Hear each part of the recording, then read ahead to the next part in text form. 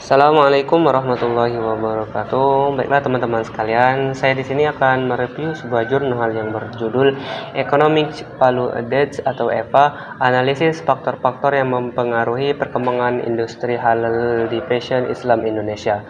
Baiklah, adapun latar belakang dari jurnal ini, Indonesia sebagai negara dengan populasi muslim terbesar di dunia memiliki potensi besar dalam mengembangkan industri halal, khususnya di sektor fashion Islam.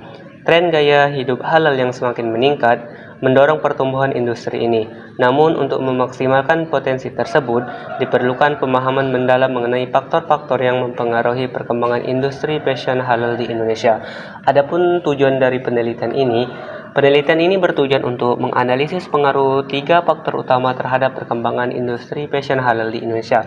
Yang pertama ada kualitas pelaku usaha, yang kedua ada sertifikasi halal, yang ketiga ada preferensi fashion konsumen.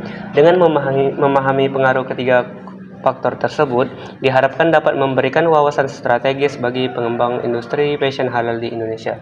Adapun metodologinya, penelitian ini menggunakan pendekatan kuantitatif dengan metode analisis regresi linear berganda. Data dikumpulkan melalui survei dan dianalisis untuk menguji validitas dan reliabilitas instrumen penelitian.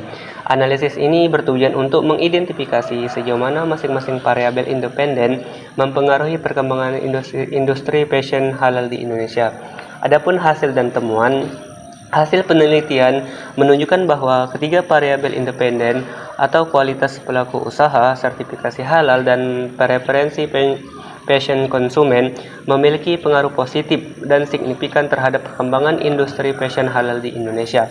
Hal ini mengindikasikan bahwa peningkatan kualitas pelaku usaha, kepemilikan sertifikasi halal, dan pemahaman terhadap preferensi fashion konsumen dapat mendorong pertumbuhan industri ini.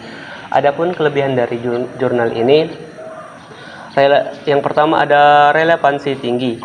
Topik yang dibahas sangat relevan dengan perkembangan industri halal dan tren gaya hidup muslim di Indonesia. Adapun kelebihan yang kedua, pendekatan kuantitatif. Penggunaan analisis regresi linear berganda memberikan kekuatan pada validitas temuan. Yang ketiga, ada rekomendasi praktis.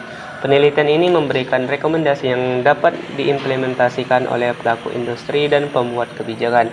Adapun keterbatasan dari jurnal ini, yang pertama itu ada keterbatasan data. Penelitian ini terbatas pada data yang dikumpulkan melalui survei, yang mungkin tidak mencakup seluruh aspek industri fashion halal di Indonesia. Yang kedua itu ada variabel lain. Faktor-faktor lain seperti peran media sosial, inovasi fashion, dan dukungan pemerintah tidak dibahas secara mendalam. Baiklah, adapun kesimpulan dari review jurnal ini, penelitian ini menegaskan bahwa kualitas pelaku usaha, sertifikasi halal, dan preferensi fashion konsumen adalah determinan penting dalam perkembangan industri fashion halal di Indonesia. Untuk mendorong pertumbuhan industri ini, diperlukan sinergi antara pelaku usaha, pemerintah, dan lembaga sertifikasi dalam meningkatkan kualitas produk, memperluas sertifikasi halal, dan memahami tren fashion konsumen. Sekian review jurnal dari saya.